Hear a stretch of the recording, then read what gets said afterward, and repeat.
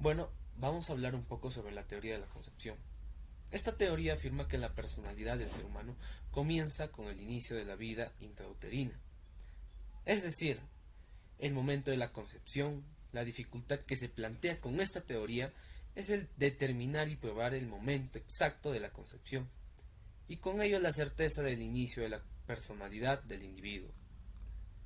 Teoría del nacimiento.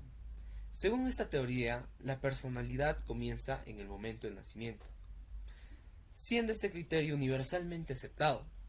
Esta teoría ha sido interpretada de acuerdo con dos corrientes. Uno, que es la teoría de la vitalidad. Para el reconocimiento de la personalidad del ser humano, basta con el feto que haya nacido vivo. Lo fundamental es que nazca vivo, pues si nace muerto, se tiene como si jamás hubiese existido, pues no llegó a adquirir personalidad en sentido jurídico. Número 2, la teoría de la viabilidad. Requiere que el feto no solo nazca vivo, sino viable, es decir, apto para la vida fuera del seno materno, o de lo contrario se le considera que no existe la vida independiente. La teoría de la figura humana. Por este medio de esta teoría se sostiene que se acepta la teoría de la vitalidad o de la viabilidad. La persona jurídica pues supone que el nacido tiene figura humana.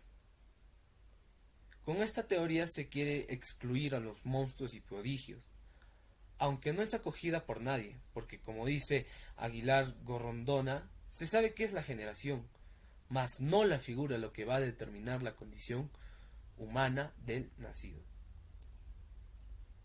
La teoría eclética del derecho común combina las teorías de la concepción y del nacimiento. Sostiene que la personalidad del ser humano comienza con su nacimiento, pero añade con el concebido, se tiene pero por ya nacido, pues si bien el hombre posee la cualidad del ser sujeto de deberes y de derechos, dicha aptitud debe ser reconocida por la ley. Germinal. Se da desde el momento de la fecundación hasta las 2 primeras semanas del embarazo, donde el cigoto se implanta en el útero. Durante esta etapa el óvulo fecundado se divide y se desplaza por las trompas de falopio hasta implantarse en las paredes del útero. En esta etapa existen 3 capas, que son el mesodermo, el ectodermo y el endodermo. Pues las 3 se dividen en la capa interna, media y externa. Estas dan origen a futuros órganos y también pues muy importantes que son para el ser humano. Periodo embrionario. Este periodo se da inicio desde la 3.ª hasta la 8.ª semana. En este periodo se da el proceso de la organogénesis, es decir, se empiezan a formar los principales órganos del cuerpo, gracias a la diferenciación de las 3 capas germinales.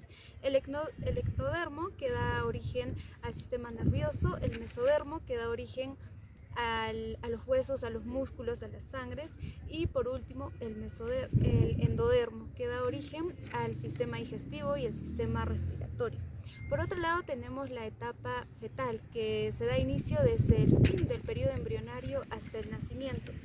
En esta etapa los órganos que se han estado desarrollando en el periodo embrionario van a empezar a madurar y se va a observar características muy diversas, como el acelerado crecimiento y aumento de peso del feto. Es decir, en este periodo el bebé toma el nombre de feto.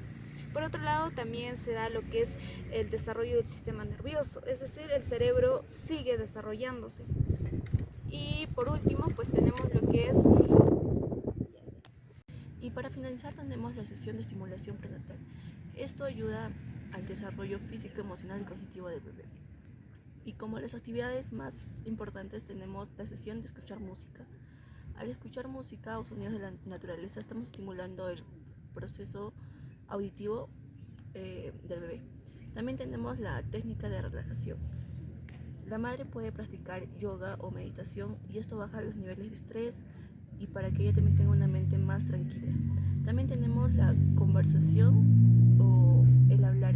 El hablar en voz alta o hablarle al bebé estimula sus procesos cognitivos y asimismo se familiariza más con el padre y con la madre. Realizar yoga, meditación o pilates ayuda a que el bebé se ponga en una mejor posición para poder nacer.